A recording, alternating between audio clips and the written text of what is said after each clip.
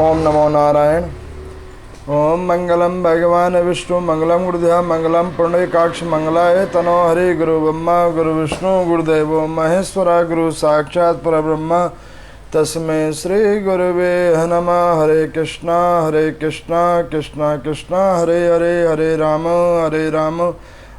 राम राम हरे हरे। सर्वप्रथम श्री नारद पुराण की कथा का 16वां दिन। इस 16वें दिवस के अंदर में पहले नारद पुराण की मूल कथा का पाठन होगा और मूल कथा के पाठन के बाद में प्रासंगिक रूप में इसका व्याख्यान किया जाएगा और उसके बाद में उसका पूर्ण रूप से विवरण सहित व्याख्यान किया जाएगा। ब्रह्मा जी कहते हैं कि बेटा मरीचि सुनो, अब आपको हम लिंग पुराण का वर्णन करते हैं जो पढ़ने तथा सुनने वालों को भोग और मोक्ष प्रदान करने वाला है। भगवान शंकर ने अग्रिम लिंग में स्थित होकर अग्रिम कल्प की कथा का आश्रय ले धर्म आदि सिद्धि के लिए मुझे जिन लिंग पुराण का उपदेश किया था उसी को व्यास देव ने 2 भाग में बांटकर कहा था। अनेक प्रकार के उपाख्यान से विचित्र प्रतीत होने वाले लिंग पुराण 11,000 श्लोकों से युक्त भगवान शिव की महिमा का सूचक है। यह सब पुराणों में श्रेष्ठ तथा त्रिलोकी का सारभूत है। पुराण के आरंभ में पहले प्रश्न, फिर संक्षेप में सृष्टि वर्णन, तत्पश्चात योग्याख्यान, कल्पाख्यान वर्णन, लिंग का प्रादुर्भाव, सनत कुमार और शैल आदि का पवित्र संवाद, कर्म निरूपण, कर्म का फल, कर्म कैसे भोगा जाता है, काशी जी का श्री शैल का वर्णन, अंधकासुर का कथा, वराह चरित्र, जलंधर का वध, पार्वती का पाणी ग्रहण की कथा, तांडव नित्य प्रसंग लिंग पुराण के पूर्व भाग में कहे हैं। हे मुने, इसके बाद विष्णु के महात्म कथन, अम्बरीश जी महाराज की कथा, नंदिकेश्वर की कथा, श्राद्ध प्रकरण, त्र्यंबकम महात्म, पुराण श्रवण का फल, नाना प्रकार के भगवान रुद्र के सूचक आदियों का फल है। जो इस पुराण को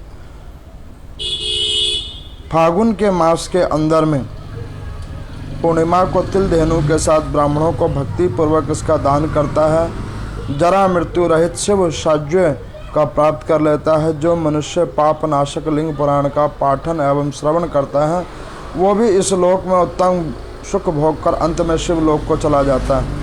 वे दोनों भगवान शिव के भक्त होकर गिरजा वल्लभ शिव की प्रसाद से यह लोक और परलोक यथावत उपभोग करते हैं। इसमें तनिक कोई भी संशय नहीं है। सर्वप्रथम पहले कल की कथा का मैं आप लोगों को विवरण करूं। आप लोगों को कल की कथा में मैंने ब्रह्मवर्तेन पुराण का व्याख्यान किया था। नारद जी की एक और अद्भुत कथा को मैंने आप लोगों को सुनाया था, जिस कथा के अंदर में नारद जी पुनः माया का प्रश्न लेकर भगवान श्री हरि के पास गए थे। अब भगवान श्री हरि ने उस माया का रूप और माया के अनुभवों को नारद जी के साथ साझा किया। उसको मैंने प्रासंगिक रूप में आप लोगों को सुनाया था। आज की कथा में ब्रह्मा जी कहते हैं कि हे मरीचि जी,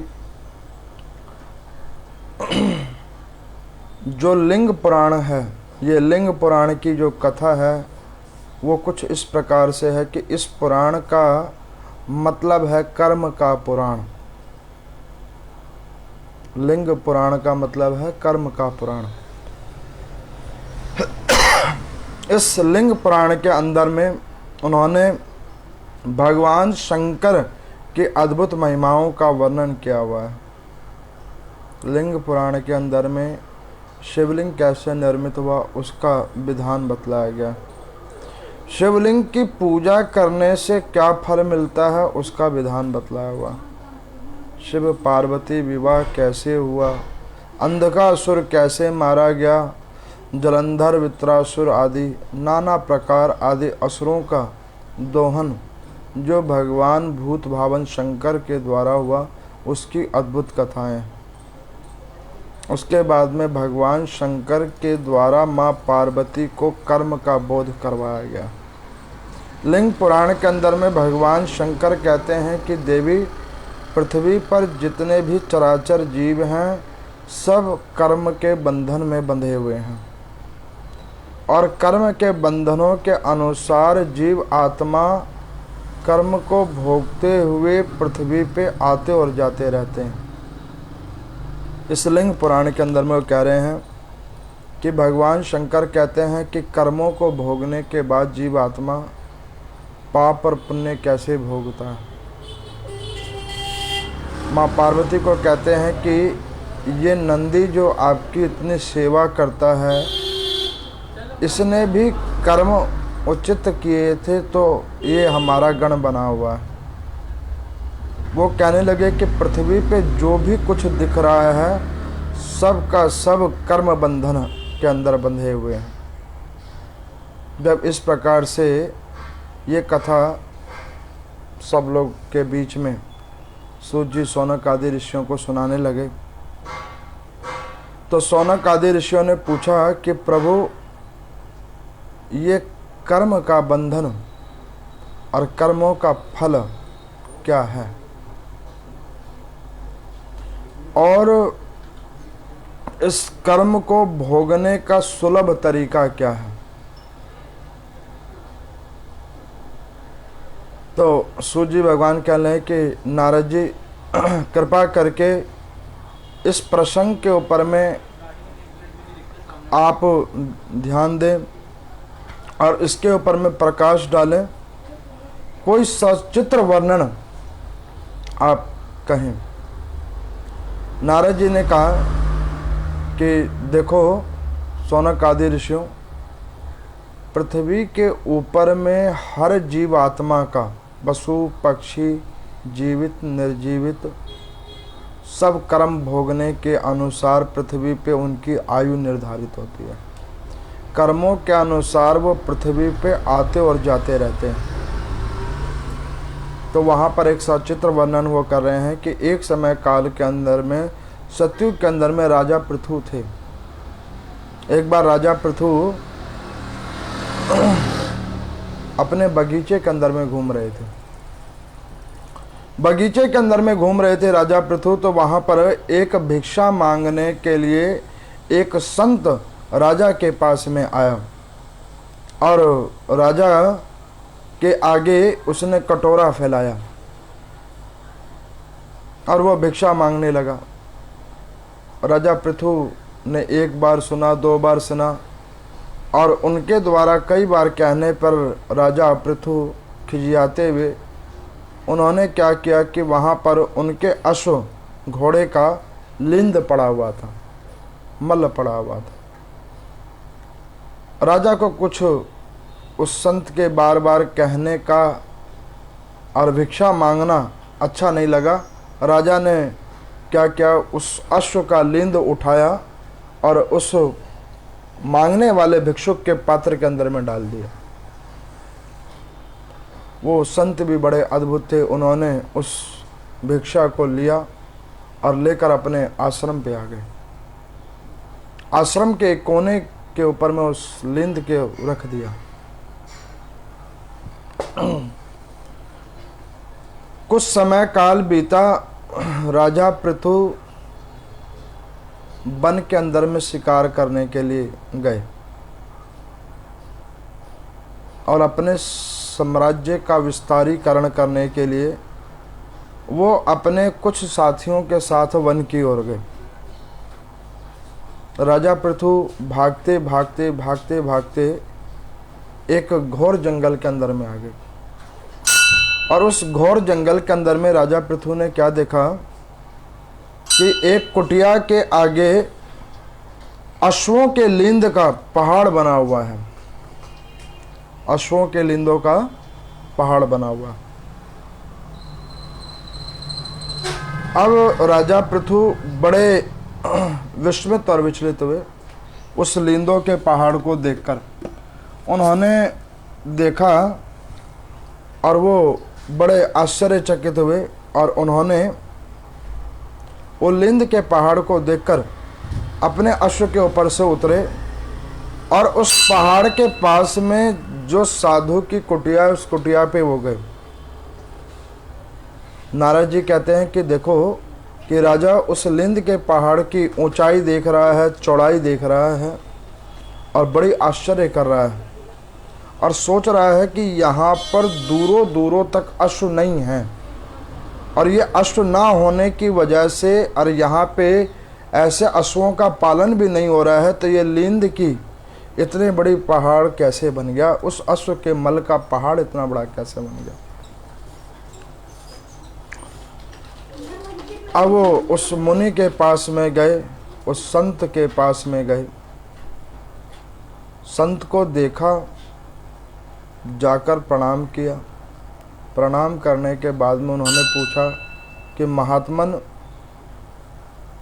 इस प्रदेश का मैं राजा हूँ।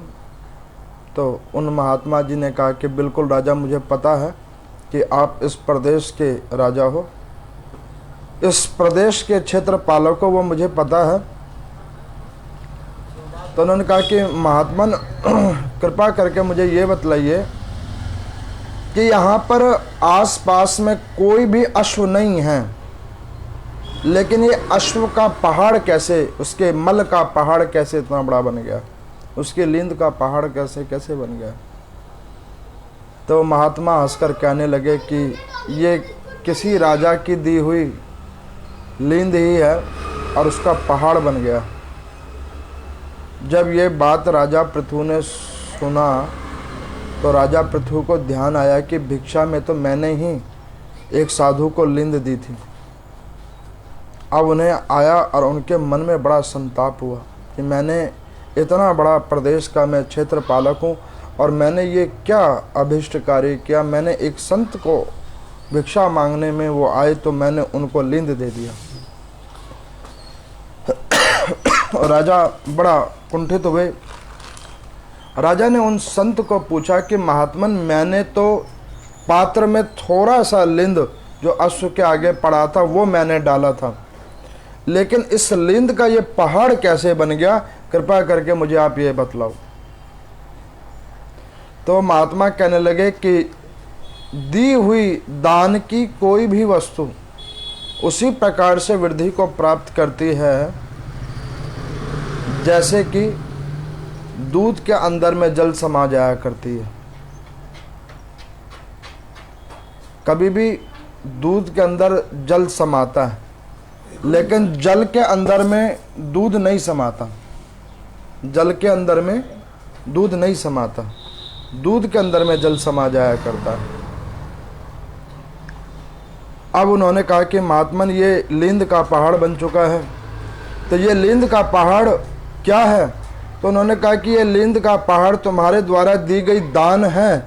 जो दान तुमने मुझे दिया उसी का ये बढ़ोतरी होते होते ये उसका पहाड़ बन गया है। जो तुमने दान किया उसी का ये पहाड़ बन गया है। राजा बड़े दुखित हुए। उन्होंने कहा कि इतने बड़े प्रदेश का मैं राजा हूँ और मैंने एक संत की भिक्षा मांगने पर से लिंद दिया और उसका ये इतना बड़ा रूप बना चुका है, पहाड़ बन चुका है उस लिंद का। उन्होंने कहा कि महात्मन, इस लिंद को कम करने का कोई तरीका। तो उन्होंने कहा कि हाँ राजा, इसका एक तरीका है। तो उन्होंने कहा कि क्या तरीका है। तो उन्होंने कहा कि देखो राजा, तुम ऐसा कर्म करो जिसमें तुमने पाप नहीं किया हो लेकिन तुम्हारी निंदा हो सर्वत्र। ऐसा कोई कर्म करो जिसमें तुमने पाप नहीं किया और लेकिन लोग उसे निंदित समझे और तुम्हारे को उसका निंदा का दोष दे। तो राजा ने पूछा कि गुरुदेव, अब आप मुझे ये बतलाओ कि ऐसा मैं कौन सा कर्म करूं तो उन्होंने कहा कि कुछ भी ऐसा करो जिससे तुम्हारी पाप तो बढ़े नहीं और तुम्हारे पाप कम करने का माध्यम खुले। तो उन्होंने कहा कि दूसरा क्या तरीका है? तो उन्होंने कहा कि राजा, तू अपने नगर के अंदर में जहाँ पर मदिरालय है तो उसके पास में जा और वहाँ पे झूमने लग, और उस मदिरा के बोतल के अंदर में मदिरा को छोड़कर तू दूध भर के ही पी, उसी से तेरी निंदा होनी चालू हो जाएगी। अब राजा ने बिल्कुल उन महात्मा की बात को सुना और राजा अपने नगर के मदिरालय के पास में गए, दूध की एक बोतल ली और दूध की बोतल को कुछ इस प्रकार से ढकवाया, उस कांच की बोतल को, कि ऊपर से केवल दिखे कि इसमें कुछ भरा है, अंदर क्या भरा है वो किसी को दिखे नहीं। और राजा उसको बारी बारी अपने मुंह से लगाकर पिए और वहाँ पर झूमने लगे। अब उसके इस कृत्यों को जो जो देखे वो राजा की निंदा करे कि बताओ इस प्रदेश का ये राजा है और कैसे गलत कर्म को ये कर रहा है। इसको मदिरा पीनी ही थी तो ये अपने नगर के अपने राज्य महल के अंदर में मदिरा को लाता, उसको पीता, और ये यहाँ पर ऐसे रोड के ऊपर में, ऐसे सड़क के ऊपर में मदिरा को पी रहा है और सबके बीच में झूम रहा है। अब इस प्रकार से वो राजा क्रमशः 2 दिन तक ऐसे कार्य करता है।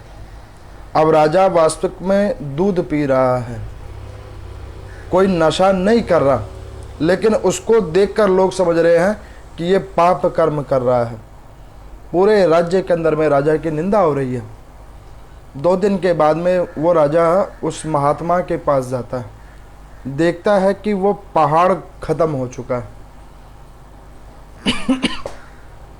केवल एक कटोरे के अंदर में लींद बचा हुआ है। अब वो महात्मा के पास जब वो जाता है तो महात्मा को पूछता है कि महात्मन, आपके बतलाए हुए क्रम से मैंने उस कर्म को किया, मेरी खूब निंदा हो रही है, लेकिन इस निंदा को कम करते करते पहाड़ से घटकर ये बस एक मुट्ठी भर लींद रह गई है। ये एक मुट्ठी भर लींद क्यों नहीं कम हुई? तो उन्होंने कहा कि महाराज, वो जो एक मुट्ठी जो आपका लींद बच गया है, ये आपका द्वारा किया हुआ पूर्ण पाप कर्म है, ये तो आपको ही भोगना पड़ेगा, ये तो इसको तो आप ही को भोगना पड़ेगा। तो उन्होंने कहा कि महात्मन, इसको साफ करने का तरीका, इस लींद को हटाने का तरीका?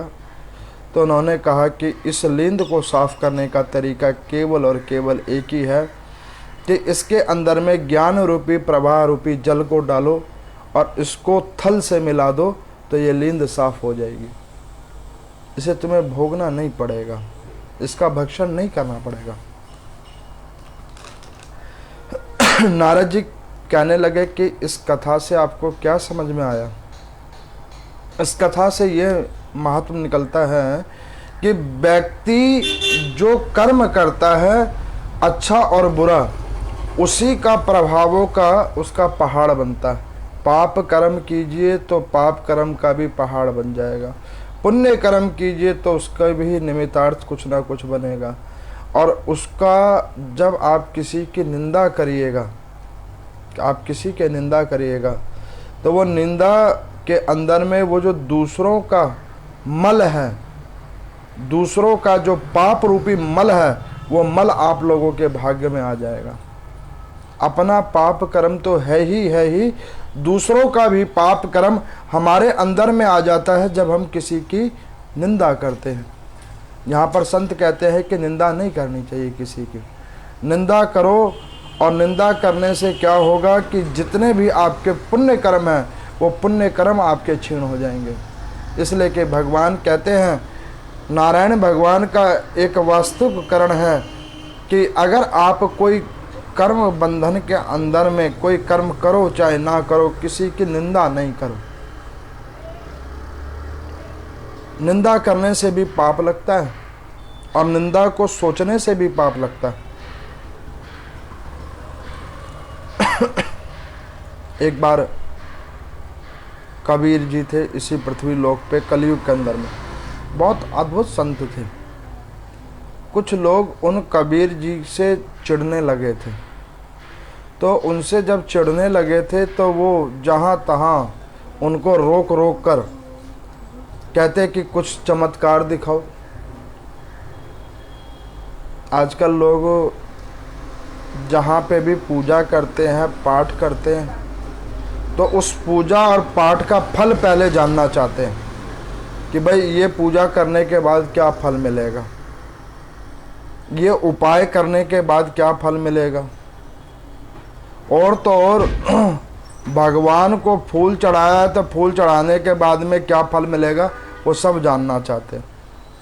अब इस प्रकार से उन कबीर जी को नाना प्रकार के दुर्जन लोग ऐसे रोक रोक के दुखी करते थे।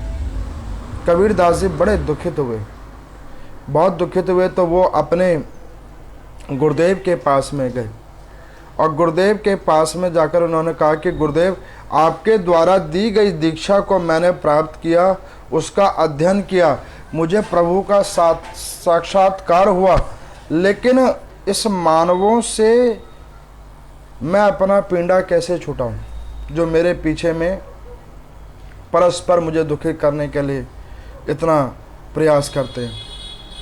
तो उन्होंने कहा कि बेटा दुखित मत हो, इसका एक तरीका है। तो उन्होंने कहा क्या? अभी वो सब तुझे बड़ा अद्भुत संत समझ रहे हैं, तेरे को बहुत बड़ा जादूगर समझ रहे हैं। उस जादूगर की दृष्टि को तू खत्म कर दे, अपने ऊपर में लगे हुए संत के चोले को हटा दे, अपने आप ये सब खत्म हो जाएगा।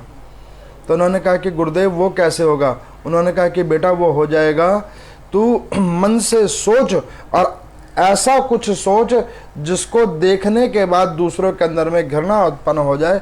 वो अपने आप तेरे से जो दुर्जन लोग तेरी इतने ऊपर आगे पीछे घूम रहे, वो सब तुझसे दूर हो जाएंगे। कबीर दास जी को एक संकेत मिला, संकेत को मन में धाया और वो आगे आए। और उन्होंने क्या किया, जिस नगर के अंदर रहते थे उसी नगर के अंदर में एक वैश्या का घर था। बड़ी अद्भुत सुंदरी थी वो वैश्या। कबीर दास जी ने उसके घर को ठकठकाया। वो वैश्या उस घर से निकली, कबीर दास जी को हाथ जोड़ के प्रणाम किया। कबीर दास जी ने कहा कि अरे बेटी, तेरे को मेरे एक काम करना है। तो उसने कहा कि मैं अधम योनि वाली, अधम कर्मों को करने वाली आपका कोई कैसे कर्म करूंगी, आपके कैसे मैं सहायक बनूंगी। उन्होंने कहा कि देखो, अधम योनि वाला अथवा अधम कर्म करने वाला भी अगर मन से संकल्प कर ले कि मैंने शुभ कर्म करने हैं, शुभ कर्म का प्रतिपादन करना है, तो वो व्यक्ति फिर अधम नहीं रहता, फिर वो प्रभु का स्नेही बन जाता है। उन्होंने कहा कि अरे बेटी, तेरे को एक काम करना है मेरा। तो उन्होंने कहा कि क्या?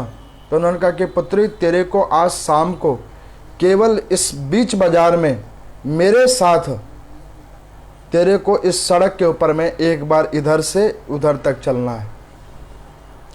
उन्होंने कहा कि कबीर दास जी, लोग मुझे तो बेकार कहते ही हैं, आपको भी बेकार कहेंगे। उन्होंने कहा कि पुत्री, मुझे बेकार कहेंगे या जो कहेंगे उसका तू ध्यान मत कर, तू लेकिन मेरे साथ चल, और तेरे को मेरे साथ चलने से मेरा कई उपाय सिद्ध हो जाएगा।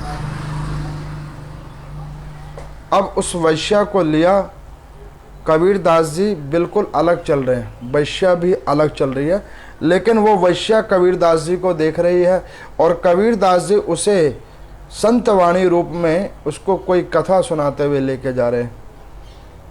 और लोग क्या देख रहे हैं कि कबीर दास जी एक वैश्या के साथ में रोड पे घूम रहे हैं। अब यहाँ पर दो कर्म बन रहे हैं, दो। हम लोग जो कार्य करते हैं उसके दो फल होते हैं, एक सरोचित जो कल्याण के लिए होता है, और एक विप्रोचित जो व्यक्ति को खुद भोगने के लिए होता है। अब यहाँ पर दो क्या कर्म हो रहे हैं वो आप देखो। कबीरदास जी उस वैश्या को लेकर उस सड़क के ऊपर में एक राउंड लगाया और पुनः उस वैश्या को उसके घर पे छोड़ दिया। उन्होंने कहा कि बेटी बस तेरा इतना ही काम था और मेरा कार्य संपन्न हो गया। जब उसको घर पर छोड़ने लगे तो उस वैश्या ने उन कबीरदास जी के चरणों को स्पर्श किया। उन्होंने कहा कि जब आपने मुझे बेटी का सम्मान दिया है तो कृपा करके मुझे ये बतला दो कि ये आपने ऐसे करके क्या किया है, मुझे समझ नहीं आया। उन्होंने कहा कि अरे बेटी, इस पूरे गांव के अंदर में, इस पूरे राज्य के अंदर में लोग मेरे को बार बार रोड के ऊपर में रोक कर पूछते थे कि महाराज मेरे को ये दिक्कत हो रही है, आप इसका उपाय कर दो, मेरे को ऐसे कर दो। कोई चमत्कार दिखाने के लिए कहता था, कोई मेरा भगवान के भजन करते हुए में परिहास करने को दिखाता था। तो उन सब से मुक्ति पाने के लिए पुत्री मैंने तेरे को ऐसे घुमाया ताकि लोग अब मेरी निंदा नहीं, मेरे पूजन और पाठन की वार्ता नहीं करेंगे।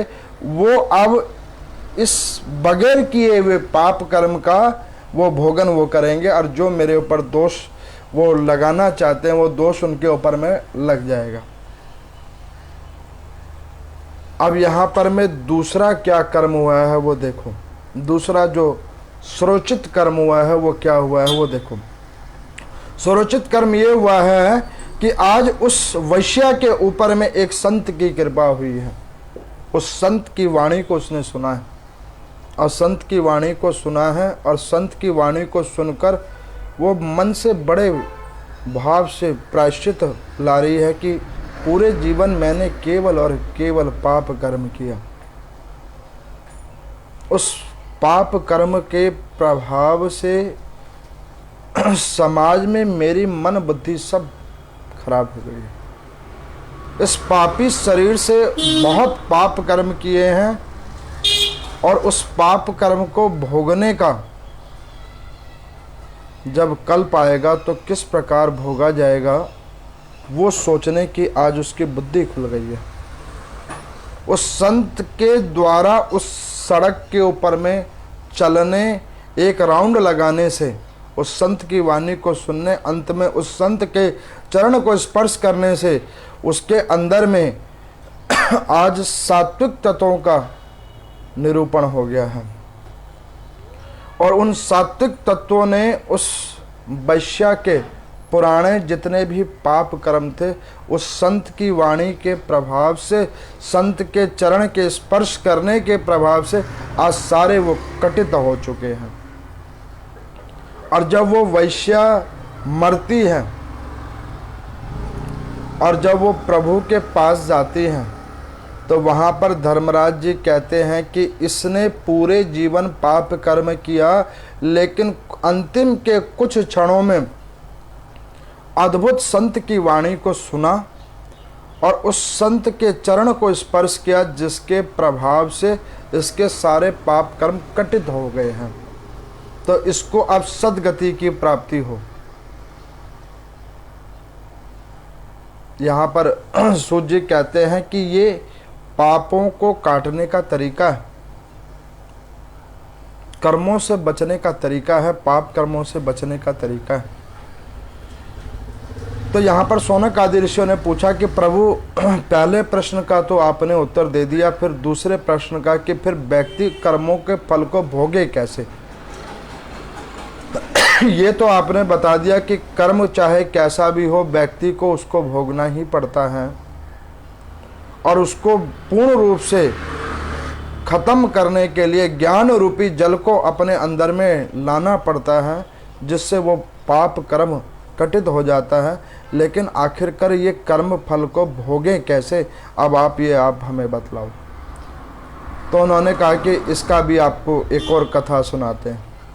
तो यहाँ पर वो एक और कथा सुना रहे हैं कि वही राजा पृथु जब अपने उस निंदनीय कर्मों को करवा के अपने सारे पाप कर्मों को कटित कर बैठे तो बहुत समय कल्प तक वो उस राज्य को संभालते संभालते बहुत दुखी हो गए थे। देखो जब हम पृथ्वी पे आए थे तो क्या लेके आए थे? कुछ भी नहीं, सब कुछ यहाँ पे मिला। यहाँ तक कि माता पिता भी साथ नहीं लाए थे, सब यहाँ पर मिला।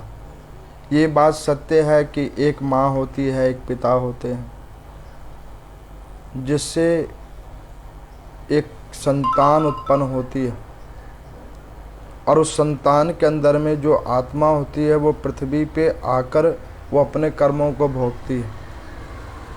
लेकिन आप देखो कि जब भगवान के घर से आते हैं तो उस जगह पे ना तो वो माता को उसी वक्त साथ में भेजते, ना पिता को साथ में भेजते।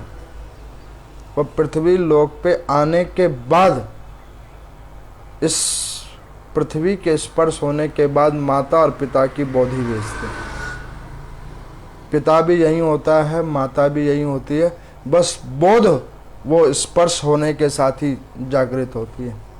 जैसे ही पृथ्वी पे पाँव लगा नहीं और बोधि खुली नहीं कि ये माँ है, ये पिता है, उसके बाद व्यक्ति यहीं पे सारी चीज़ों को इकट्ठा करता है, भाई बंधुओं को, पुरुष स्त्री, ज्ञान, धन, वस्तु विशेष, यहीं से उपार्जन करता है।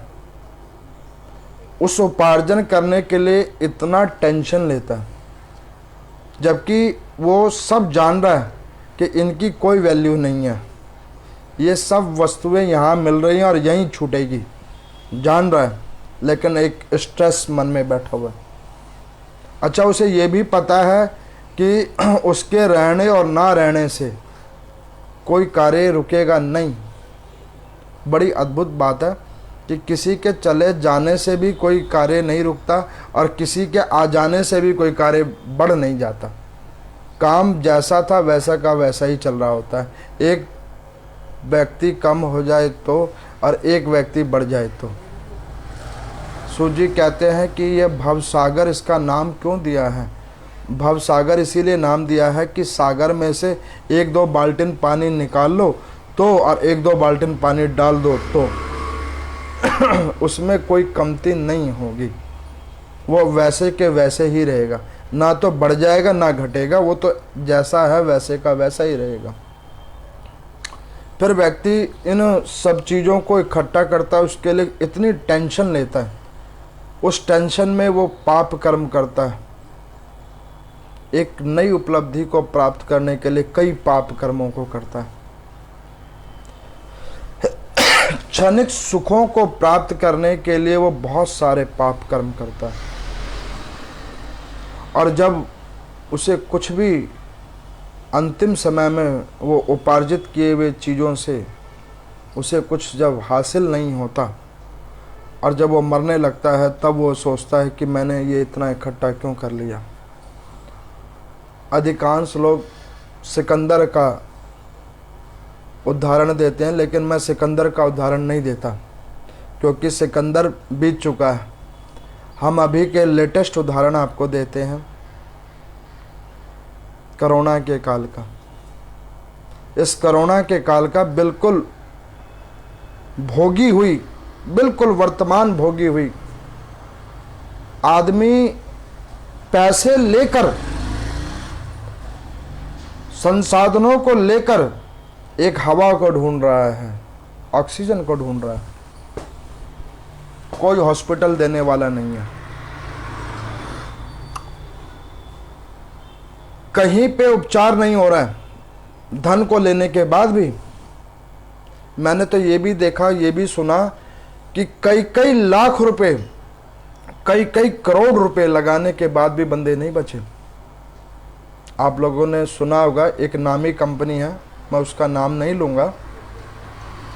उस व्यक्ति के 2 बेटे थे, छोटे वाले बेटे को कोरोना हो गया। उसने कहा कि मैं अपनी आधी संपत्ति बेच दूंगा। कई हजार करोड़ों रुपए की उसकी संपत्ति है, कई देशों के अंदर में उसका व्यापार है। वो कहने लगा कि मैं अपनी आधी संपत्ति बेच दूंगा, लेकिन मेरे बेटे को बचा लो। चार्टर्ड प्लेन किया, विदेश में बहुत नामी अस्पताल के अंदर में डॉक्टरों की टीम के साथ उसने तैयारी भी कर ली कि अपने इस बच्चे को यहाँ से ले जाकर वहाँ पर उसका औषधीकरण करेगा और वो बचा लेगा। लेकिन भगवान की एक अद्भुत लीला है, जो बचने वाले थे उनको घर में भी खांसी जुकाम की नॉर्मल दवाई लेके भी बच गए, और जिसको हरि भगवान ने नहीं बचाना था तो उसका धन भी चला गया तो भी बंदा नहीं बचा। अब वो डॉक्टरों की टीम आ गई, बड़े देश से आई। इसका अखबार के अंदर में, नव भारत टाइम्स के अंदर में लेखन आया था। पिछले साल की बात है, जून जुलाई की बात है। बड़ी नामी कंपनियां अभी भी भारत के अंदर में उसका एक बहुत अच्छा व्यापार है। अब उस व्यक्ति ने सब कुछ दांव पे लगा लिया। जैसे ही वो हॉस्पिटल वाली एयर बस के अंदर में अपने बेटे को बिठाने लगा तो वो एयर बस तक ही नहीं पहुंचा, वो उससे पहले ही उसने दम तोड़ दिया। अब उस व्यक्ति से कोई ये पूछे कि इतना उपार्जित किया हुआ धन उसके क्या काम आया जिससे वो अपने बेटे को नहीं बचा पाया। अब वो वृद्ध व्यक्ति ये सोचता होगा कि इतना बड़ा जो मैंने भौतिक संसाधनों का संसार बनाया, जिसके अंदर में कई हजार करोड़ रुपए जोड़े, एक आध करोड़ नहीं, कई हजार करोड़। मैं आपको बताता हूँ, उस कंपनी का नाम बता देता हूँ, एक आध श्रद्धालु की इच्छा जागृत हो रही है। गोल्डन क्राउन कंपनी के मालिक थे, जिनकी ये प्यूरी वगैरह आती है, मेयोनीज वगैरह आती है। उनके 2 ही बेटे थे, उनका छोटा बेटा मर गया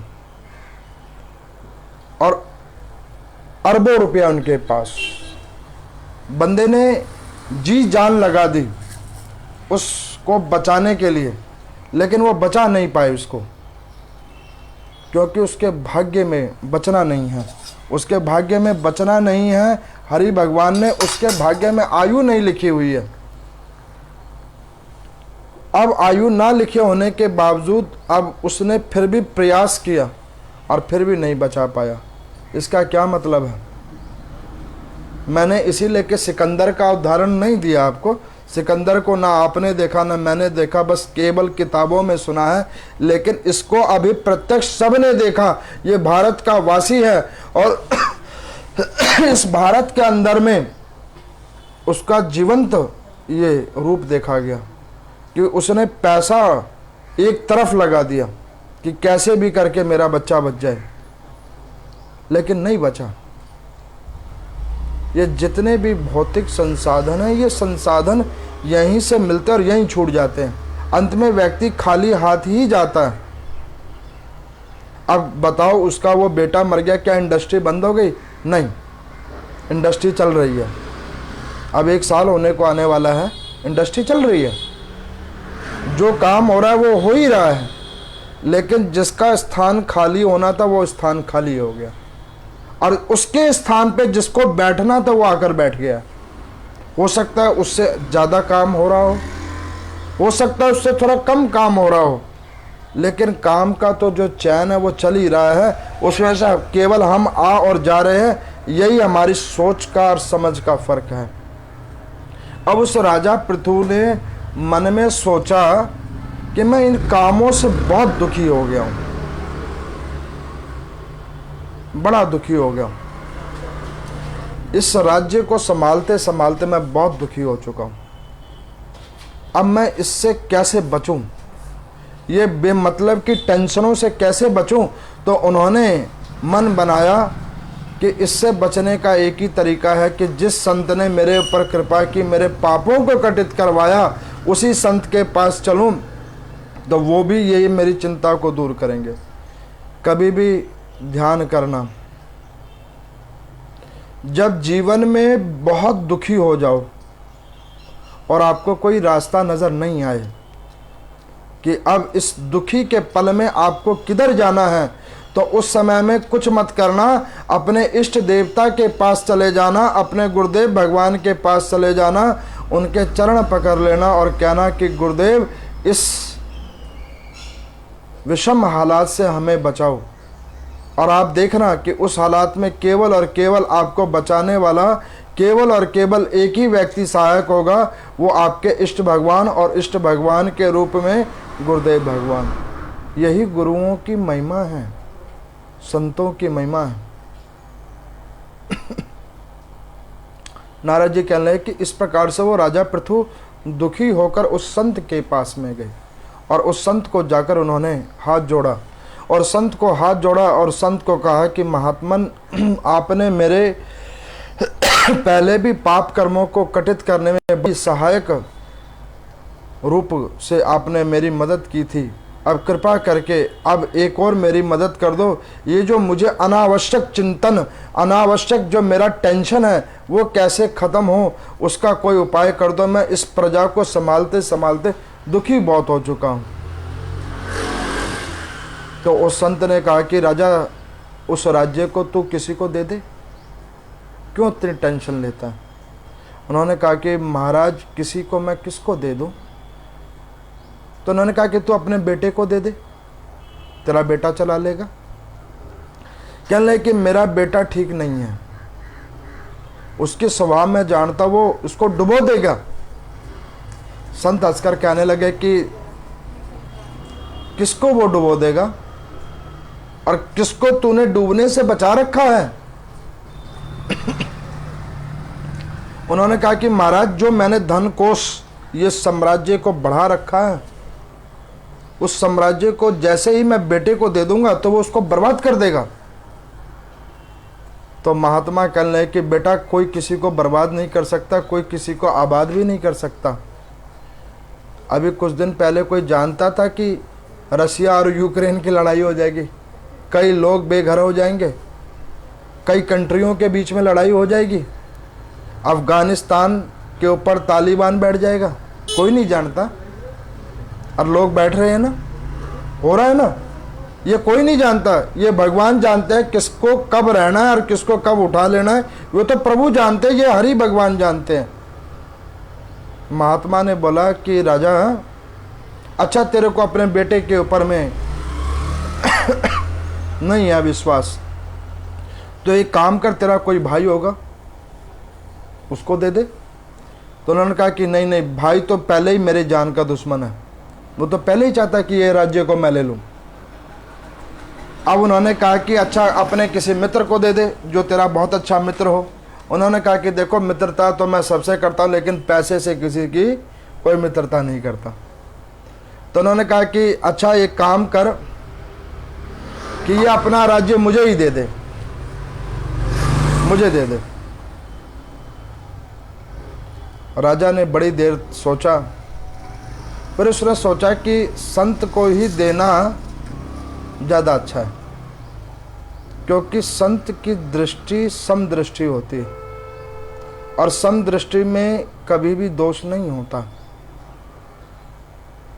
दिया हुआ दान कभी दूषित नहीं होता। हाँ, आप अगर दोष देख लोगे तो आपके अंदर से दोष जरूर उत्पन्न हो जाएगा, लेकिन वैसे किया हुआ दान दूषित नहीं होता। अब उसने कहा कि गुरुदेव आप बिल्कुल ठीक कह रहे हो, आप ही रख लो इस राज्य को। गुरुदेव ने कहा कि राजा फिर कमंडल उठा और संकल्प कर दे मेरे को। उसने फटाफट कमंडल उठाया, जल लिया, गुरुदेव भगवान को संकल्प करके दे दिया। राजा ने अपना सारा राज्य मिल गया। तो वो कहने लगा गुरुदेव को कि ये गुरुदेव आप लो। तो उन्होंने कहा कि बेटा अब तू जब सारा कुछ मुझे संकल्प कर बैठा है तो अब तू कहाँ जाएगा। तो कहने लगा कि मैं कुछ धन कोष से धन निकाल लूँगा और दूसरे नगर में चला जाता हूँ, वहाँ पे कोई काम करूँगा। तो संत ने कहा कि भैया धन तो तूने मुझे दे दिया, उसमें से तू निकालेगा कैसे, तू तो संकल्प करके मुझे दे बैठा है। गुरु के चरणों में भगवान के आगे नतमस्तक होने में कोई दोष नहीं है। जैसे डॉक्टर के पास में अपनी बीमारी को छिपाने में कोई दोष आप सोचते हो तो आपसे बड़ा कोई मूर्ख नहीं है। जैसे अपनी बीमारी को पूर्ण रूप से डॉक्टर को बताने में कोई दोष नहीं है, उसी प्रकार से संत और ईश्वर के आगे में झुकने में कोई दोष नहीं है। वहाँ पे अपनी सच्चाई बता दो, सच बोल दो, क्योंकि यही कुछ स्थान होते जहाँ पर व्यक्ति अपनी सत्य को बताता है और सत्य बताने के बाद ही उसका कोई मदद करने को तैयार होता है। अब उन्होंने इस प्रकार से करा। अब गुरुदेव ने कहा कि भैया अब तो तू धन भी नहीं ले सकता, अब क्या करेगा? तो उन्होंने कहा कि महाराज अब मैं अपनी पत्नी को लूँगा और बेटे को लूँगा, तो फिर मैं कहीं और दूसरे राज्य में मेहनत मजदूरी कर लूँगा। तो उन्होंने कहा कि देख राजा, तूने संकल्प किया है, तेरी पत्नी और बच्चे भी वो मेरे पास ही रहेंगे, तूने पूरे राज्य समेत को मुझे संकल्प दिया।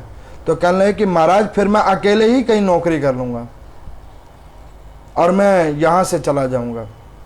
तो महात्मा ने कहा कि राजा एक काम कर, इतना बड़ा राज्य है, तूने मुझे संकल्प करके दिया है। उन्होंने कहा हाँ।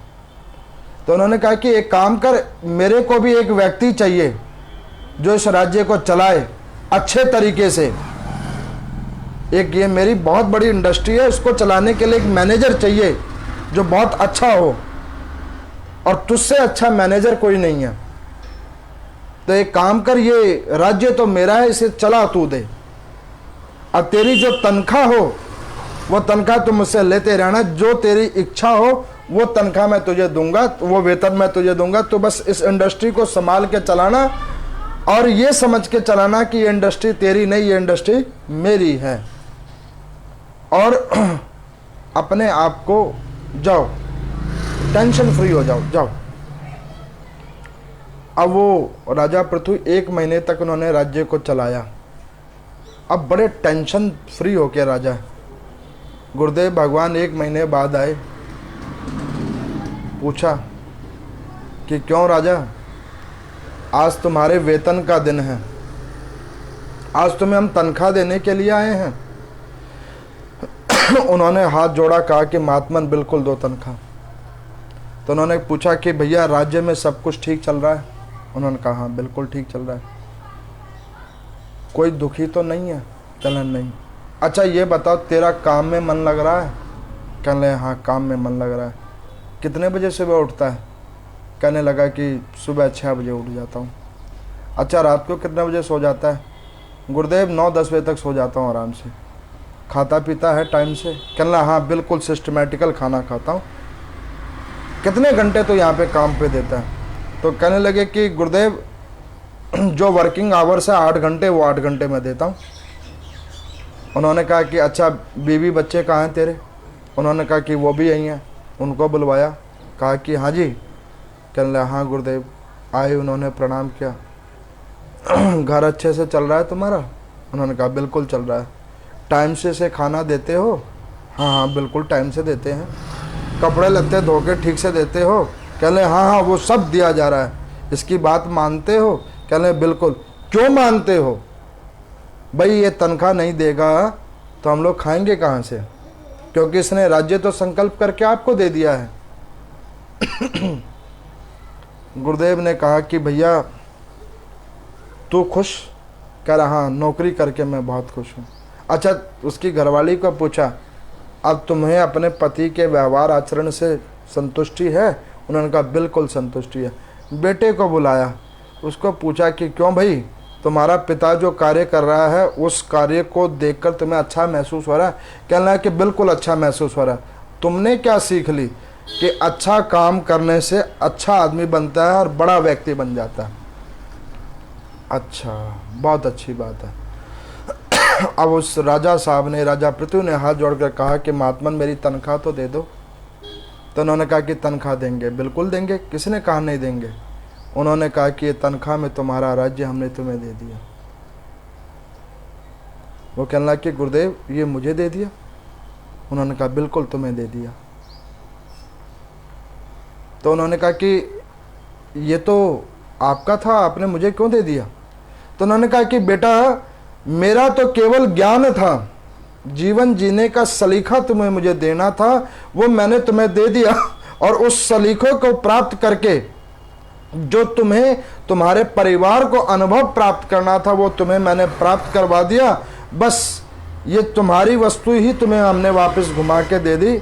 इस राज्य के राजा तुम ही बने रहो, इसके मालिक तुम ही रहो। बस ये सोच लेना कि इसको चलाने वाला कोई और है। यहाँ पर नारद जी कहते हैं कि देखो कि जो व्यक्ति ये मन से मान लेगा कि पृथ्वी के ऊपर में हर जीवात्मा को चलाने वाला कोई और है, उस जीवात्मा के कर्मों को प्रतिपादित करने वाला कोई और है, और वो और कोई नहीं, वो परम पिता परमेश्वर हैं और पूर्ण परम ब्रह्म हैं। जो व्यक्ति इस चीज़ को मन से विचार लेगा, उस व्यक्ति को कभी कहीं भी कोई दुख नहीं होगा। उसका समय कटता चला जाएगा और समय कटता चला जाएगा, और वो कर्म तो करेगा, वो अपने सारे सुख दुख के कर्मों को करेगा, लेकिन उस कर्मों से अपने आप को उतना ही लिप्त करेगा जितना उसको भौतिक संसाधन के लिए चाहिए। बाकी का समय वो केवल और केवल हरि का भजन करेगा, ओम नमो नारायण का संकीर्तन करेगा। तो आज मैंने आप लोगों को 3 कथाएं सुनाई हैं। 3 कथाओं को मैंने सुनाया है। पहला, किए हुए कर्मों का फल हमें कैसा मिलता है, लिंद की कथा में मैंने सुनाया, राजा पृथु की। दूसरा, अपने पापों को कम करने का सबसे सुगम तरीका कि दूसरों की निंदा नहीं करो, जिसमें मैंने कबीर दास जी की एक बताई कि भाई ज़्यादा व्याख्यानित भी नहीं होना चाहिए व्यक्ति का। और तीसरा, कर्मों को भोगो कैसे, इस अंतिम कथा में। और उस कर्म से भय जब लगने लगे तो और कोई उपाय मत करो, अपने संत गुरुजनों के पास में जाओ, उनके चरण पकड़ लो और उनको कहो कि प्रभु आप मेरा कल्याण करो, मेरा उद्धार करो। और वो आपको एक ही सत शिक्षा देंगे कि ओम नमो नारायण का जाप करो। ओम नमो नारायण।